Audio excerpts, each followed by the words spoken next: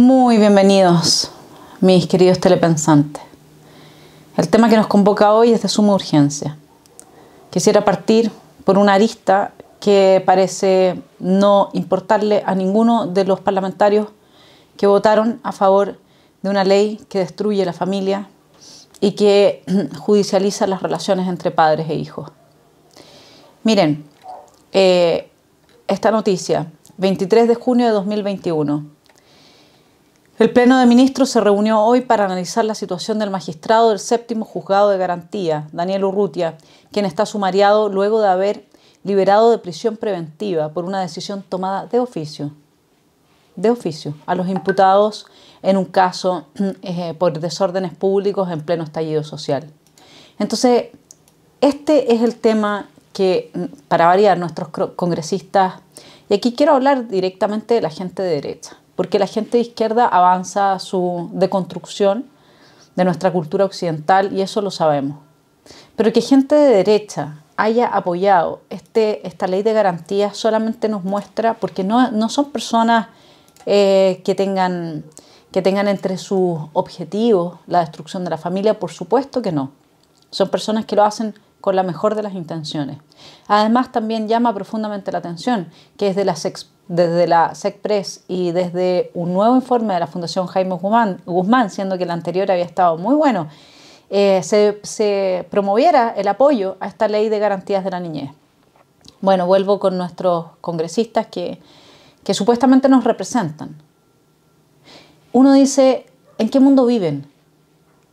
Si nosotros estuviésemos en Alemania y ellos aprueban una ley como esta, muy probablemente sería una buena decisión, hasta un cierto punto quizás. Porque hay muchos aspectos que no están tomando en consideración, como por ejemplo que nosotros tenemos un poder judicial hoy día capturado por activistas políticos. Eso hasta lo dijo el ministro de Justicia, Hernán Larraín. Entonces, ¿cómo puede ser que si el padre de uno de los fundadores de Evópolis tiene clarísima la película respecto de lo que sucede con nuestro poder judicial, luego desde Evópolis se le dé apoyo a un proyecto de ley de corte totalitario? Nadie está demonizando al Estado per se, pero el Estado en Chile lo sabemos todos los que tenemos, no sé, un mínimo de interés por conocer la realidad. Es el gran problema que tiene hoy día este país. Las soluciones hoy día en Chile no pasan por darle más poder al Estado, porque el Estado está capturado por operadores políticos y salvo excepciones de gente que es profesional, la mayoría no es profesional, ni siquiera los profesores de colegio lo son. Las escuelas hoy día, ¿qué le importa a los profesores? No quieren volver a hacer clases. Entonces uno no se puede quedar con lo que dice el papel. Con independencia de que lo que dice este papel es bastante grave. Voy a citar aquí a tres personas, a cuatro congresistas con sus opiniones respecto de este proyecto que destruye a la familia. Iván Moreira, wow, algo le queda todavía de integridad. Se ha instalado, dice, una realidad. He rechazado este proyecto en cada una de las votaciones. Acá haré lo mismo. Cada cambio deja en evidencia que esto va en contra de la familia y de la autoridad que deben tener los padres sobre los hijos. Para mí, esto es una cuestión de convicción. O sea, con independencia de que diga si es de convicción o no es de convicción, este es un asunto gravísimo. Entregarle al Estado la potestad de quitarle a los hijos a la familia, sin enfocarse en las familias que tienen niños vulnerados. Aquí es urbi et orbi, es para todos. Bueno, entonces Ena Fonbea dice, el establecimiento de las oficinas locales de la infancia es un tema que nos parece adecuado, porque es acercar la institucionalidad a los municipios. Lo que se vota ahora en el informe de la mixta se refiere a los artículos relativos a ese tema. Nuestras grandes diferencias son sobre las definiciones generales y los derechos y principios de los derechos de la niñez. Pedimos que el gobierno presente un veto en aquellos artículos que vulneran el derecho y deber preferente de los padres a criar a sus hijos. O sea, esto es como poner la carreta ante los bueyes. Es inaceptable el argumento. O sea, porque ahora desde los municipios se va a poder intervenir directamente a las familias En algunas será necesario, estoy de acuerdo con quienes ven que hay ciertas familias en las que se requiere de mucha ayuda, pero acá no se especifica cómo se va a ayudar a las familias, ¿eh? Ojo, vamos a analizar el tema de fondo. Eso no está especificado en ninguna parte. Lo que sí está especificado es cómo va a intervenir el Estado en las familias.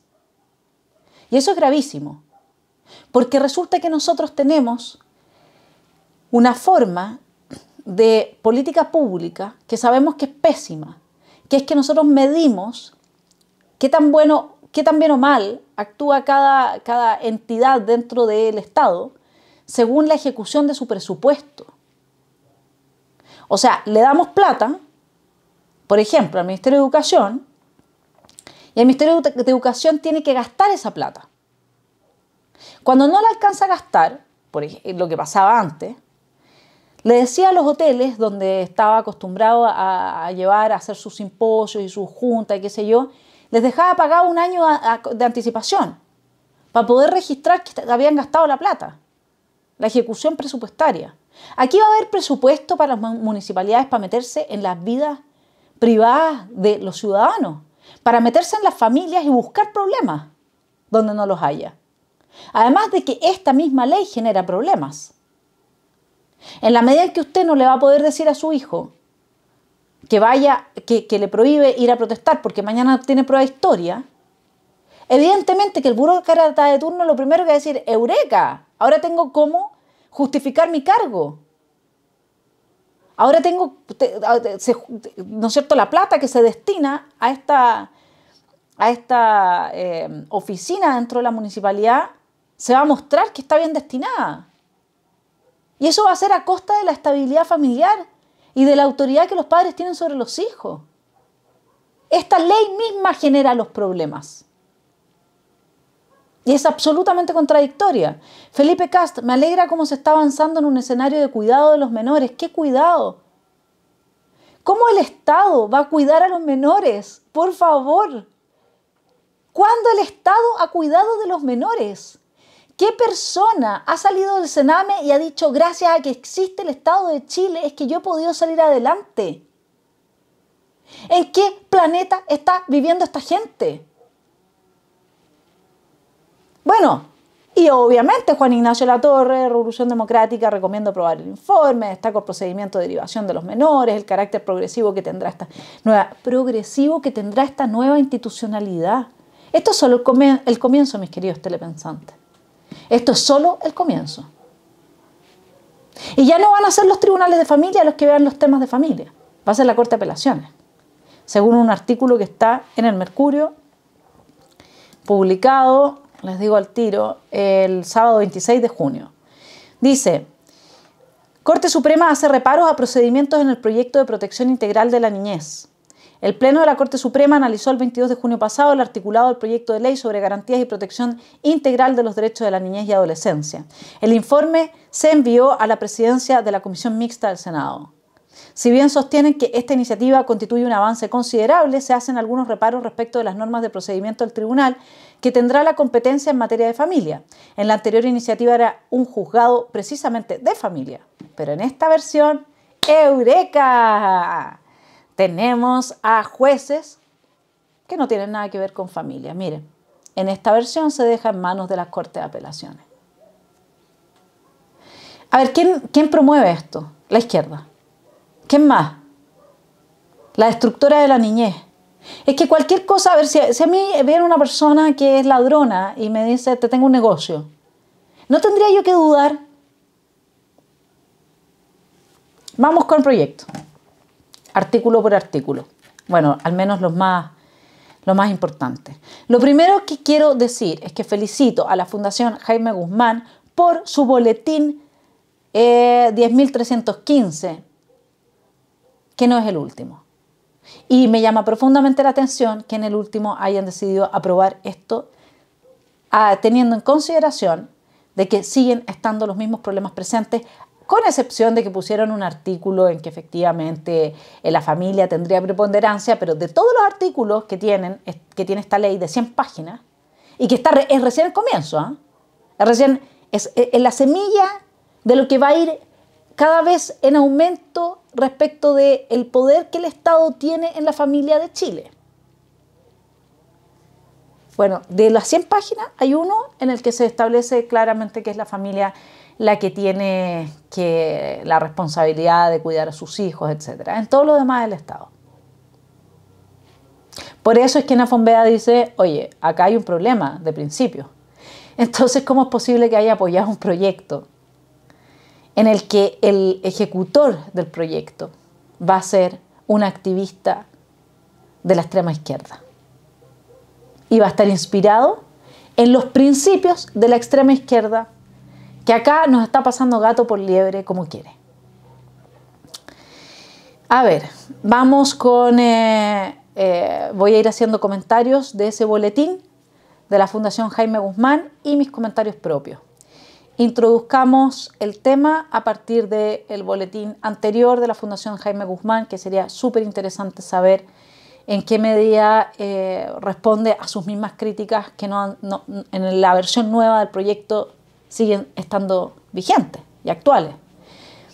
Dice, la redacción de todos los artículos mencionados incluye la expresión padres y o madres al referirse a los padres de un niño. Lo anterior genera los siguientes problemas. En la actualidad, las normas que regulan la materia entienden que un niño puede tener un padre y o una madre, por ejemplo, las normas relativas a la patria potestad. Con el proyecto de ley, esa concepción cambia, ya que podría entenderse que un niño puede tener más de un padre y o más de una madre. En la misma línea anterior, al dejarse explícitamente en una ley la posibilidad de que un niño pueda tener dos padres o dos madres, se está obligando al legislador a clarificar el contenido de esa nueva concepción de familia, siendo esta la excusa perfecta para la aprobación de un proyecto de ley de adopción homoparental o incluso matrimonio homosexual. Existe una incongruencia en la redacción de este concepto entre los proyectos de ley de niñez que se tramitan actualmente en el Congreso, puesto que, por ejemplo, en el caso de la Subsecretaría de la Niñez, solo se habla de los padres y no de los padres y o madres. ¿Se entiende? Primera cuchufleta. A ver, con independencia de que uno esté a favor o en contra de la adopción homoparental o del matrimonio homosexual, eso da lo mismo. El punto es que están pasando gato por liebre. ¿Sí? Y los otros temas son asunto de otra columna. Acá se está imponiendo por debajo un tipo de concepción de la familia y de derecho de los adultos sobre los niños, porque una cosa es los derechos que pueda tener una pareja homosexual a adoptar y otra cosa es el derecho que pueda tener un niño a tener una familia heterosexual. Esa es una discusión que no hemos tenido. Pero acá entonces se está imponiendo, digamos, tácitamente, ¿no es cierto? Como si hubiésemos tenido la discusión y todavía no la hemos tenido, realmente. El tipo de totalitarismo que cuando no se impone públicamente con espectáculo, como lo intenta hacer Jadwe, se impone entonces por debajo. El ejemplo de esto que está diciendo en este boletín anterior, la Fundación, por ejemplo, uno lo tiene hoy día en el artículo 2, que dice lo siguiente: el derecho y deber de crianza, cuidado, formación, asistencia, protección, desarrollo, orientación y educación de los niños, niñas y adolescentes corresponde preferentemente a sus padres y o madres. En este artículo se reconoce que a la familia como un grupo fundamental de la sociedad y medio natural para el crecimiento y el bienestar de todos sus miembros, en especial de los niños, niñas y adolescentes, que debe recibir la protección y asistencia necesarias para poder asumir plenamente sus responsabilidades dentro de la sociedad. De esto no se habla en todo el proyecto de ley. No. Del apoyo que el Estado le va a dar a las familias no se habla en todo el proyecto de ley. ¿Cómo van a aterrizar esto? No. Se habla de cómo va a intervenir el Estado en las familias para asegurar derechos de los niños, pero no cómo el Estado va a ayudar a las familias a criar y educar mejor a sus hijos. Eso no se dice. Entonces, ¿cuáles son las herramientas? Corresponde a los órganos de la Administración del Estado, en el ámbito de sus competencias, garantizar el pleno goce y ejercicio de los derechos de los niños, niñas y adolescentes. De esto se trata esto, no de ayudar a las familias a educar a sus hijos. En particular, vamos a citar algunos puntos. Crear e impulsar canales de participación social de niños, niñas y adolescentes. ¿Qué son canales de participación social? ¿Qué es eso? Que el Estado se dedique a crear canales de participación social para los niños. ¿El Estado? ¿Capturado por activistas políticos? ¿Les van a enseñar filosofía? ¿Educación cívica? ¿Clases de retórica? ¿Deberes cívicos? Facilitar, es deber del Estado facilitar y promover la participación de la sociedad civil y sus organizaciones en el cumplimiento de los objetivos de esta ley. ¿Qué significa esto? La participación en la sociedad civil, que van a participar estos jóvenes, estos niños a los 5 años en un grupo de anarquistas, de ecologistas, ¿de qué se trata esto? A ver, el poder, dejémoslo bien claro, en esta ley el poder es total para el Estado. Esta ley desprotege absolutamente a la familia como el espacio natural que aquí mismo dice en que se desarrollan los hijos. Los hijos que son de la familia, no del Estado.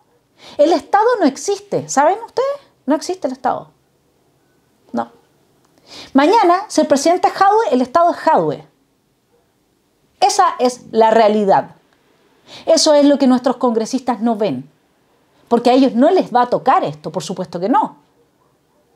Si la canción por un pituto es la ley ahí, a ese nivel. ¿O algo va a ir a investigar cómo educa Pamela Giles a sus hijos? No, a ella no le va a tocar. El día que el presidente sea Jadwe, sea Pamela Giles o sea Proboste, los operadores políticos van a hacer una réplica de ese presidente.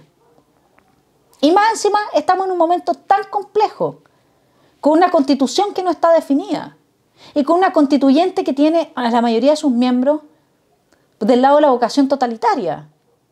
Y parlamentarios de derecha se prestan para aprobar esto. Poder total para el Estado. Esta ley establecerá el marco para que el Estado, nótese, adopte todas las medidas administrativas, legislativas y de otro carácter para la defensa y protección particular y reforzada de los derechos de los niños, niñas y adolescentes provenientes de grupos sociales específicos, tales como migrantes pertenecientes a comunidades indígenas o que se encuentran en situación de vulnerabilidad económica, garantizando su pleno desarrollo y respeto a las garantías especiales que les otorgan la Constitución Política de la República, la Convención sobre los Derechos del Niño, los demás tratados internacionales y de derechos humanos ratificados por Chile que se encuentran vigentes y las leyes. Todas las medidas administrativas y legislativas. Después, en otro punto, dice que las condiciones materiales no van a ser una justificación para la intervención del Estado. ¿Ya en qué quedamos? Esta ley está llena de contradicciones. Además, se puede interpretar para el lado que se quiera. El artículo 60, tutela administrativa, le van a poder quitar los niños a las familias como los hacen en otros países. Aquí hablan de los grupos vulnerables. Métase usted en lo que ha pasado en Canadá ahora que se han descubierto los cuerpos de cientos de niños muertos en instituciones tipo Sename que se les quitaron a las tribus indígenas allá. Cientos de niños muertos en manos del Estado. ¿De verdad un niño está mejor en manos del Estado en general que en manos de su familia? Es que mira, es que hay casos en los que sí. Efectivamente hay casos en los que el niño necesita protección, pero necesitamos meterle a un activista político, a todas las familias de Chile para proteger a esos niños. Y esos niños que necesitan protección, una vez que la tienen del Estado, ¿la tienen efectivamente? ¿O el Estado les hace más daño que las familias? ¿Cuál es el porcentaje de niños en el Sename que es violado sistemáticamente y manteniendo el universo de estudio? ¿Cuál sería el porcentaje en las familias? No, es que en las familias pasan cosas así. Fíjense que en las familias no hay accidentes de auto. ¿Y saben por qué? Porque dentro de una casa no circulan los autos. Entonces el problema son las calles. Bueno, en las familias es donde pasan cosas, sí. Cuando pasan con niños, sí. Porque ese es el lugar natural en que se desarrolla la vida de un niño. Entonces no me vengan a mí a decir que en los colegios entonces o que las escuelas o que... No. Es en las familias y efectivamente se requiere de una buena legislación para aquellos casos en los que hay que ir específicamente a ayudar. Pero esta no es una ley inspirada en el modelo subsidiario que se preocupa de la gente vulnerable. Esta es una ley que le mete la garra del Estado a todas las familias de Chile. Y que crea los problemas, los crea, para tener la excusa para llegar hasta la mesa suya. ¿Usted va a invitar a Jadwe a sentarse a su mesa? ¿O a alguno de sus operadores políticos? ¿Y a que decida qué tan maduros están sus hijos? Tutela administrativa, artículo 60. Todo niño, niña o adolescente, aquí vamos a terminar con el tema niño-niña, vamos a hablar del niño nomás, porque esto es agotador. O cualquier persona en su nombre e interés podrá interponer una acción de garantía de los derechos de los niños ante la Secretaría Regional Ministerial del Ministerio de Desarrollo Social y Familia, las direcciones regionales del Servicio Nacional de Protección Especializada a la Niñez y Adolescencia o las oficinas locales de la niñez, en razón de riesgos, amenazas o vulneraciones que afecten a los derechos y garantías que a ellos corresponden, con el fin de que los órganos competentes tomen las medidas necesarias para hacer cesar la afectación de sus derechos. Deber de denuncia a los funcionarios públicos, agentes públicos que presten servicios al Estado, bajo cualquier modalidad contractual, así como toda persona natural o jurídica que desempeñe la función pública a que se refiere el artículo 3 de la Ley número 20.032, tienen el deber de poner en conocimiento de las instituciones competentes, especialmente de las contempladas en el artículo 4 de la presente ley, toda situación que pueda ser constitutiva de afectación o amenaza de los derechos de los niños o de la vulneración de los mismos. ¿Qué tal? O sea, esto se presta para una cantidad de venganzas, de triquiñuelas, es cosa de leer Archipiélago Gulag o cualquier experiencia totalitaria. Cómo se usa el deber de denunciar. Me cayó mal mi vecina, me soltó el perro, me mordió su perro, tiene hijos, los oigo llorar. El deber de denunciar. Y como ahí va a operar el artículo 60 con la tutela administrativa, entonces veré con una sonrisa cómo se llevan los niños de mi vecina, que grabé sus gritos cuando tenían sueño y que no querían irse a acostar. Todo funcionario o agente público, en especial los pertenecientes a las oficinas locales de la niñez y a los colaboradores acreditados del Servicio Nacional de Protección Especializada a la Niñez y Adolescencia, tienen la obligación de denunciar dentro del plazo de 24 horas ante los órganos competentes la comisión de hechos que pueda revestir el carácter de delito en contra de un niño. El incumplimiento de los deberes a que se refiere este artículo se entenderá como falta o incumplimiento grave de las funciones, contratos o convenios según corresponda, sin perjuicio de las sanciones penales establecidas en el artículo 177 del Código Procesal Penal. En otras palabras, el Estado, los operadores políticos del gobierno de turno, que puede ser Jadwe, contienen todos los incentivos para destruir a las familias chilenas. Los municipios van a tener que justificar sus presupuestos en intervenciones familiares, de lo que se sigue lógicamente que los burócratas van a tener un rol en su casa, mi querido telepensante. El proyecto otorga un rol preponderante al Estado en la protección de la infancia, en desmedro de los padres. Comentario de la Fundación Jaime Guzmán, del informe anterior. Inciso primero, el artículo autonomía progresiva otorga capacidad de ejercicio a los niños según parámetros establecidos en la ley. De esta forma no serán los padres los llamados a definir si sus hijos han alcanzado la madurez suficiente para ejercer ciertos derechos por sí mismos, sino que será el Estado a través de una ley. ¿Qué creen que los niños a los 10 años son todos iguales? O sea, esto es de una supina ignorancia además. Todos los niños tienen la misma madurez a los 10 años. Inciso segundo, se nombra el rol de los padres solo desde una perspectiva orientadora y de dirección frente al ejercicio de derechos de sus hijos. Esto genera una derogación tácita de la norma del Código Civil que reconoce y ampara el derecho de los padres a corregir a sus hijos. A ver, sí, efectivamente introdujeron un artículo acá del derecho preferente de los padres, que solamente se menciona una vez, como bien dice Ena Fombea, pero acá no hay en ningún artículo, me leí la ley completa, se establece el derecho de los padres a corregir a los hijos. Y este derecho está en el artículo 234, inciso primero del Código Civil. Los padres tendrán la facultad de corregir a los hijos cuidando que ello no menoscabe su salud ni desarrollo personal. Esta facultad excluye toda forma de maltrato físico y psicológico y deberá en todo caso ejercerse en conformidad a la ley y a la Convención de los Derechos del Niño. Sigue el comentario del boletín anterior de la Fundación. De esta forma, los padres son considerados en el proyecto de ley como meros consejeros que, a pesar de carecer de capacidad de corrección respecto a las decisiones que tomen sus hijos, son responsables por ellos y sus actos. Eso no ha cambiado. Toda persona es responsable no solo de sus propias acciones, sino del hecho de aquellos que estuvieran a su cuidado. Así el padre, y a falta de la madre, es responsable del hecho de los hijos menores que habiten en la misma casa. Pero cesará la obligación de esas personas si con la autoridad y el cuidado que su respectiva calidad les confiere y prescribe no hubieran podido impedir el hecho. ¿Se dan cuenta? O sea, no le podemos poner ni un límite a los niños, pero somos responsables si cometen algún delito. Artículo 4. Acá esta es una pregunta, ¿no?, que uno se hace, sobre todo teniendo claro de que hay congresistas que aprobaron esto como Felipe Kast, que conoce muy bien la realidad en el sur de Chile.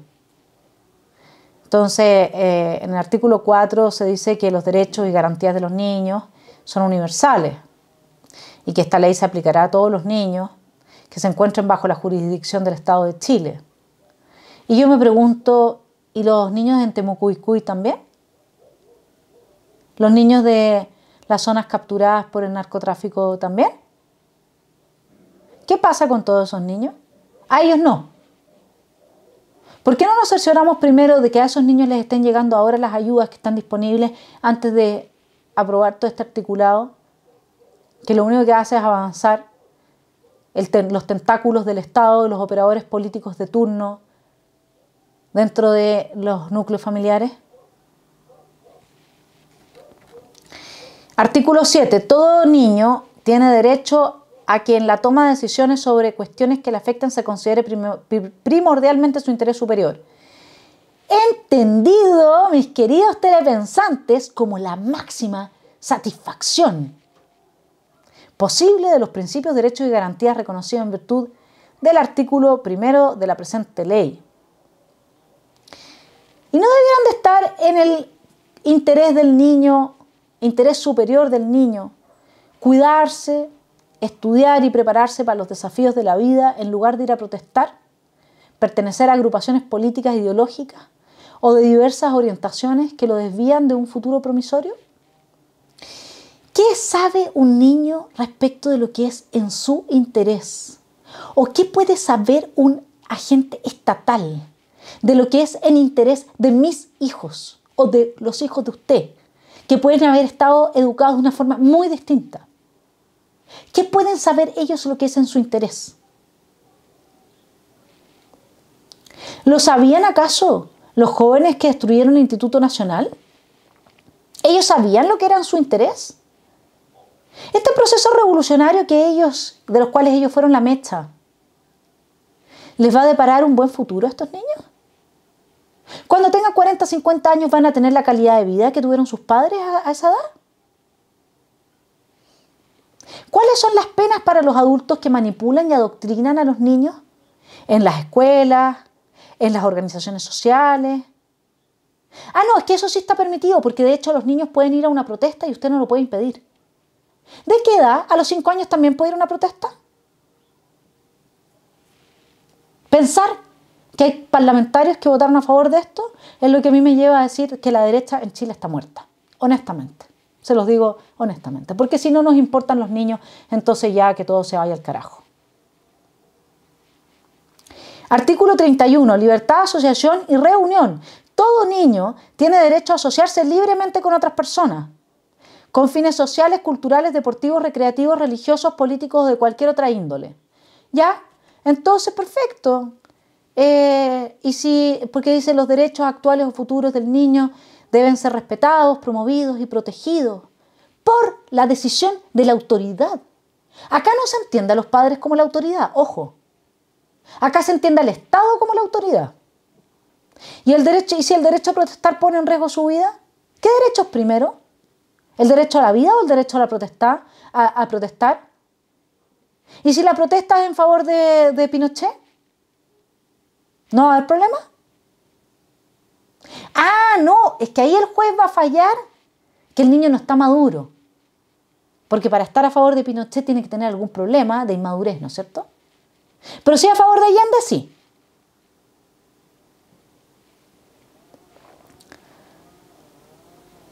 Y si, sigamos adelante, la opinión que el niño, niña o adolescente exprese, la opinión, la opinión. Ahí la radio Bio Bio decía, ¿no? El que no puede estar informado no puede tener opinión. ¿Cómo vamos a evaluar la opinión de un niño? ¿Tendrá la información a la vista para poderse formar una opinión? ¿O es simplemente la expresión de un deseo? ¿Hay alguna diferencia entre desear algo y opinar algo? ¿Sobre algo? Yo opino que tengo derecho a hacer con mis redes sociales lo que yo quiera. ¿Ya? Y si ese yo quiera es subir fotos tuyas desnudo, como hoy día ha pasado, ¿tienes derecho? ¿Quién va a evaluar? ¿Es un juez?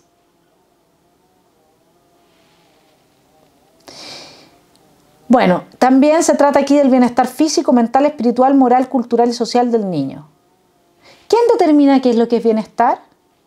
Un niño que se le da alimentación chatarra permanentemente, porque eso es lo que quiere, es lo que desea y es lo que opina que es lo bueno para él. ¿Es un niño al cual se le está cuidando su bienestar?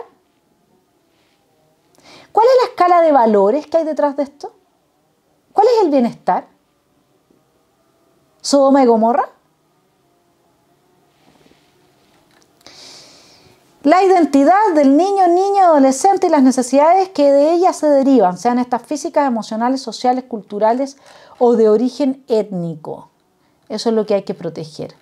¿Hay algún límite a las necesidades que de una identidad en formación se derivan? El derecho a la identidad, artículo 26. Tiene derecho a conocer la identidad de sus padres, preservar y desarrollar su propia identidad e idiosincrasia, incluida la identidad de género conforme a la legislación vigente. Señores de la Fundación Jaime Guzmán, que estuvo muy bueno su boletín anterior, esto no ha cambiado. Y su comentario anterior sigue vigente. Debemos destacar la falta de consistencia entre este proyecto y el que reconoce el derecho a la identidad de género y el cambio de sexo, que actualmente se encuentra, bueno, en esa época, en primer trámite constitucional en el Senado.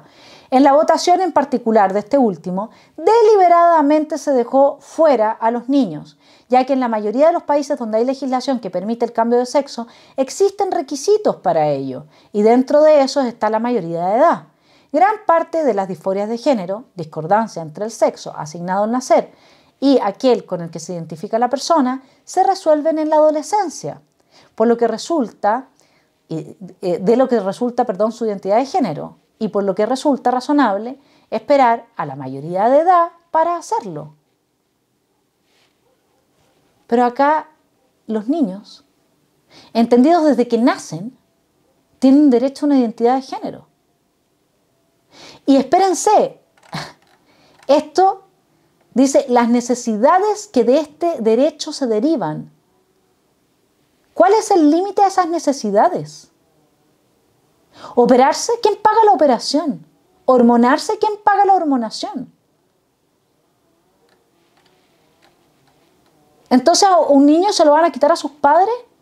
Si a los 6 años decide que, aunque no tiene ningún desarrollo hormonal a esa edad, decide que es otra cosa, digamos, del sexo que se le asignó al nacer, que tiene otro género, ¿se lo van a quitar a sus padres?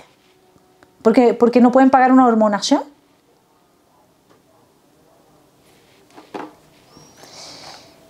Autonomía del niño, niña. Bueno, aquí está el tema de la autonomía, ¿no?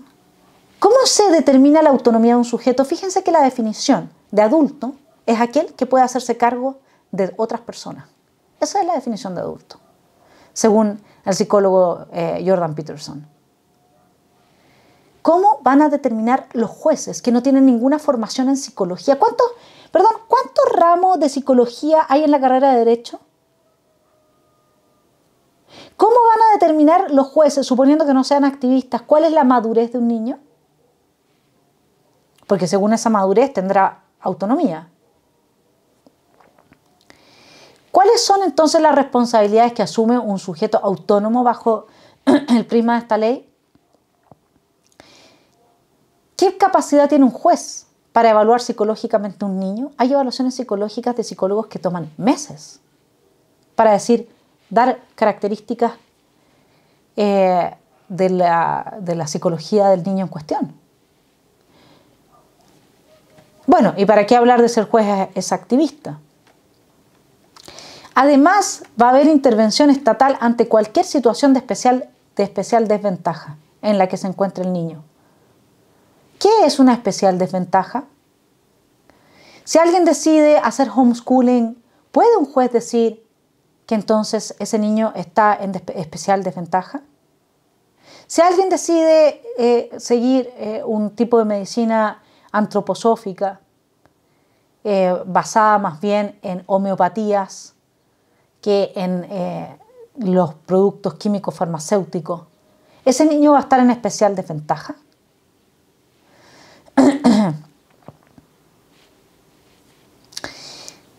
La necesidad de estabilidad de las soluciones que se adopten para promover la efectiva integración y desarrollo del niño en su entorno de vida. Vuelvo a las comunas que están capturadas por narcotráfico.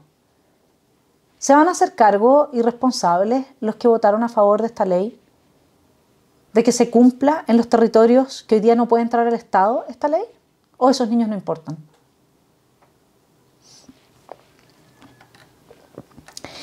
Vamos con el tema de la autonomía.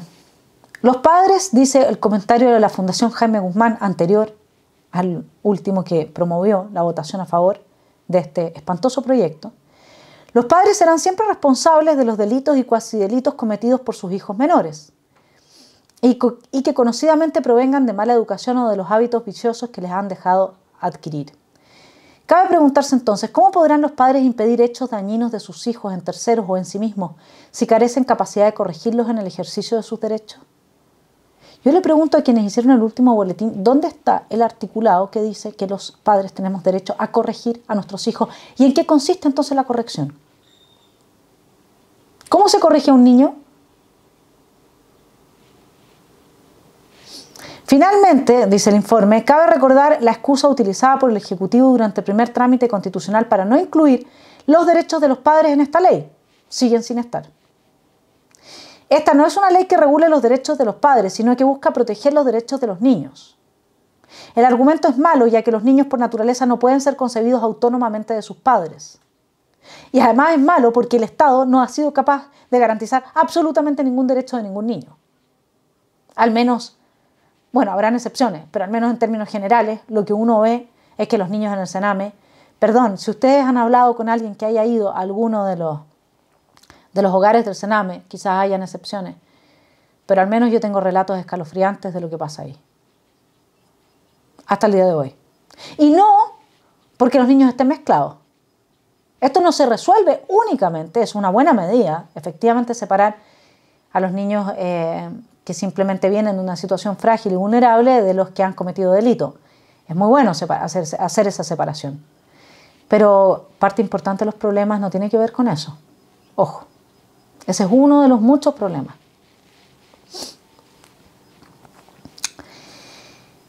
Además, si el proyecto busca reconocer, sigo con Fundación Jaime Guzmán, y proteger los derechos contenidos en la Convención de los Derechos del Niño, no hay excusa para no incluir a los padres, ya que dicha convención indica lo siguiente, artículo 3.2. Los Estados partes se comprometen a asegurar al niño la protección y el cuidado que sean necesarios para su bienestar, teniendo en cuenta los derechos y deberes de sus padres, tutores u otras personas responsables ante la ley. Yo quiero saber qué derechos tengo yo con mis hijos. Bueno, por suerte el mío, el menor, tiene 18. Pero esto es un desastre. Luego hay un artículo en el que se plantea que los niños no podrán ser discriminados. Y en especial me preocupa mucho que cuando se habla de que no puede ser discriminado aquel niño que es un infractor a la ley. ¿Qué significa esto? ¿Quiénes son los discriminadores? O sea, en una escuela uno tiene un niño que es infractor a la ley, que por ejemplo ha participado de un robo con violencia, en el que acuchilló a alguien y hay que dejarlo entrar porque si no uno está, porque es su garantía de los derechos del niño. ¿Por qué no se preocupan de realmente desarrollar una institucionalidad que permita la reinserción de esos niños en la sociedad? Entonces los vamos a separar en el Sename, pero acá los dejamos juntos. Qué bonito, ¿eh? Artículo 9. Es deber del Estado dar protección a la familia y propender a su fortalecimiento, de manera de otorgarle a los padres y o madres y cuidadoras las herramientas necesarias para el ejercicio de su función. Yo no conozco a ningún agente del Estado que me hubiera podido dar a mí una herramienta, fíjese usted. Ah, no, es que es para las familias vulnerables, entonces plantéelo así. ¿Y cuáles son las herramientas? ¿Las que están inspiradas en la ESI? Ya vamos para allá. ¿Cuáles son las herramientas que dan los educadores en Chile a los estudiantes del Instituto Nacional? Que los cambios se hacen con revoluciones y que las revoluciones implican sangre. ¿Esas son las herramientas? Tenemos un Estado capturado por la izquierda y la gente de derecha les está abriendo la puerta de su casa, de la mía y de todas las familias de Chile a esa izquierda, con el poder del monopolio coercitivo que tiene el Estado. Eso lo están haciendo nuestros representantes.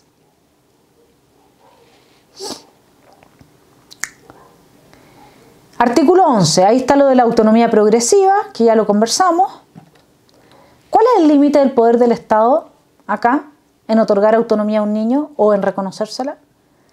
El Estado, el juez Urrutia, es el Estado, el juez Urrutia, ¿ah? El que dejó libre la primera línea. Bueno, vamos ahora con un artículo que no es menor, que es el 41, porque este artículo contraviene la discusión parlamentaria que se tuvo respecto de la educación sexual integral. En el artículo 41 se dice: el Estado garantizará en el ámbito de sus competencias y conforme a sus atribuciones y medios una educación sexual y afectiva, integral, de carácter laico y no sexista, y velará por que los establecimientos educacionales otorguen el debido respeto a la diversidad étnica, cultural, religiosa de los niños, así como por promover ambientes educativos libres de violencia, maltrato y bullying. Ya, o sea, no se puede a un niño, porque se le discriminaría, ¿no es cierto?, que ha participado del asesinato de una persona, no se le puede poner un establecimiento especial, pero al mismo tiempo esta ley dice que va a promover ambientes educativos libres de violencia, maltrato y bullying. Bueno, eso es lo menor de este artículo. Lo mayor es que habla de una educación sexual, afectiva e integral. Me pregunto, ¿será que la SECPRES y la Fundación Jaime Guzmán, como pusieron aquí la palabra afectiva, como si los afectos pudieran enseñarse? ¿Aprobaron esto y lo promovieron? Educación sexual integral, ESI, ESI. Hay gente que piensa que se exagera cuando se habla de que a los niños se les enseña, digamos, a temprana edad, en kinder y prekinder, a tener experiencias de sexualidad colectiva. No es, mi querido telepensante, una exageración. Usted va, busca Ezequiel Baigorría, uno de los expertos más importantes que hay en Argentina respecto de la implementación de la ESI. Usted busca mi entrevista en este canal con Ezequiel Baigorría. No, lo hice en Fundación nuevamente, pero también está subida en este canal. Y en la introducción están las imágenes de los niños replicando los juegos que aprenden en la sala. ¿Por qué no lo ve? Eso es lo que se está planteando acá. De nuevo, se está pasando bajo la mesa la educación sexual integral. Le voy a mostrar, mi querido telepensante, dos portadas de libro en lo que siga conversando respecto de esta ley. Una nos habla de que, o sea, las dos están en este sentido de la ley de la autonomía progresiva. ¿Cómo domar a tus padres? Creo que es el título de una de las portadas, que se las muestro acá. Y la otra gran portada del libro, de estos libros que les obligan a leer a nuestros niños hoy día por el programa de educación, es La familia Huácatela. La familia Huácatela, en octavo básico. ¿Sí? Acá les muestro la portada del libro. Y esto es lectura obligatoria. Esto es lo que se llama una batalla cultural, y por Dios que está bien dada. Bueno, ya para terminar, decirles nada más que el artículo 33 habla del derecho a la vida privada de los jóvenes. Yo tengo conocidos que han, justamente por no haber respetado ese derecho, salvado a sus hijos de pedofilia.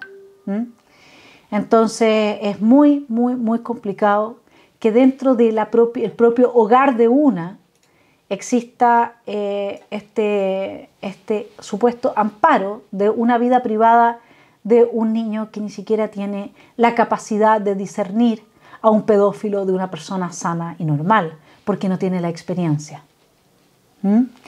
Así es que el artículo 29 habla entonces de esa libertad de expresión y comunicación, que yo espero que también sirva para quienes son libertarios, para quienes son pinochetistas, para quienes son miembros de un grupo religioso católico, para quienes están en contra de la versión andrógina de la cultura occidental. Ellos también van a tener derecho a libertad de expresión, así como lo tenemos nosotros, los telepensantes, que tenemos posibilidades de aparecer en muchos medios de prensa masivos y llegar a la gente con este tipo de reflexiones.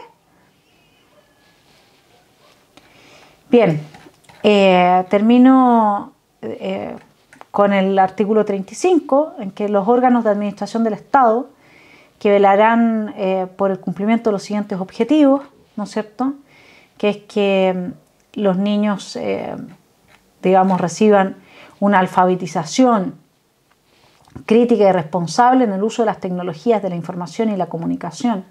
¿En serio? Nuestros niños no saben ni leer un texto, no tienen ni comprensión lectora. ¿Qué es lo que están aprobando acá los honorables? Y finalmente el artículo 55, donde se habla de la publicidad dirigida a niños y niñas, adolescentes. Y uno se pregunta, y porque habla de la exclusión de la violencia y de cualquier mensaje que incite al odio. ¿Y la publicidad de la lista del pueblo?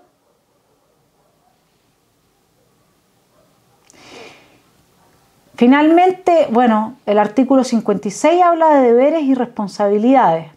El niño tiene los deberes que exige respeto a los derechos y libertades fundamentales de todas las personas y del ordenamiento jurídico. El deber de respeto y obediencia a sus padres o a los responsables legales de su cuidado y educación. Y el deber de cumplimiento de sus responsabilidades escolares, familiares y comunitarias, siempre y cuando lo anterior no viole sus derechos y garantías. ¿Saben qué? De verdad, los niños no tienen ningún deber acá. Tenemos niños autónomos cuya madurez no se va a medir por las responsabilidades que son capaces de asumir. Se van a medir por la ideología que tenga el juez de turno que se haga cargo del caso. Se van a medir por el cumplimiento de metas económicas, de ejecución de presupuesto que vaya a tener la municipalidad a lo largo y ancho de nuestro país.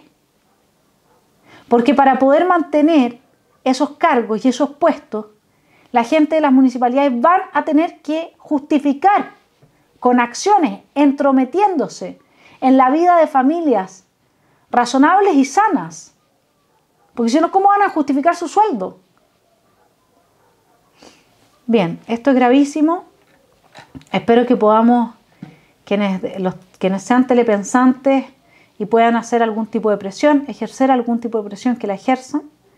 Esto es el totalitarismo descrito en su forma más romántica, por decirlo de alguna manera, Y es increíble que parte de la derecha haya apoyado este proyecto, que las Express lo apoye, que en su último boletín la Fundación Jaime Guzmán lo haya apoyado, habiendo hecho un excelente análisis crítico en el boletín anterior, por lo que felicito a la Fundación porque ha dejado a la vista importantes escollos que van en contra de la libertad de las personas y de sus derechos fundamentales.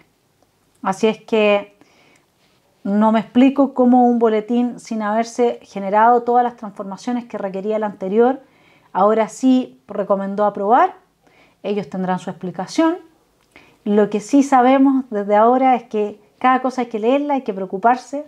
A los parlamentarios, que yo sé que hubo quienes votaron sobre la base de estas recomendaciones, mi recomendación es que realmente tengan gente más de confianza, más cercana, que cuando ustedes no tengan tiempo se hagan cargo de leer esto y de analizarlo bien, sobre todo cuando se trata de los niños, porque son lo más importante y su inocencia y la infancia son la base del Chile que venga.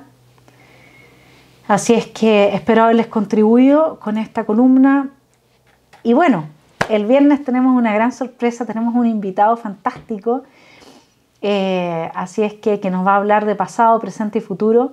Los dejo con la curiosidad encendida y espero que el pensamiento activo, tan activo como para tomar el teléfono y llamar al parlamentario o llamar al presidente o hacer lo que tenga que ser necesario para que aquí no se amplíe el poder de un Estado decimonónico, cuyas facultades hoy día exceden con creces las facultades de un poder, de un Estado eficiente, de una democracia que funciona, en medio de un proceso constituyente que está siendo desarrollado por una mayoría de personas que no tienen ninguna capacidad de representar a las grandes mayorías y que tienen una inclinación irrefrenable hacia el totalitarismo, la vocación por el poder absoluto, y ustedes van y aprueban esto. Qué triste. Pobres niños. Que tengan una muy buena semana. Nos vemos el viernes.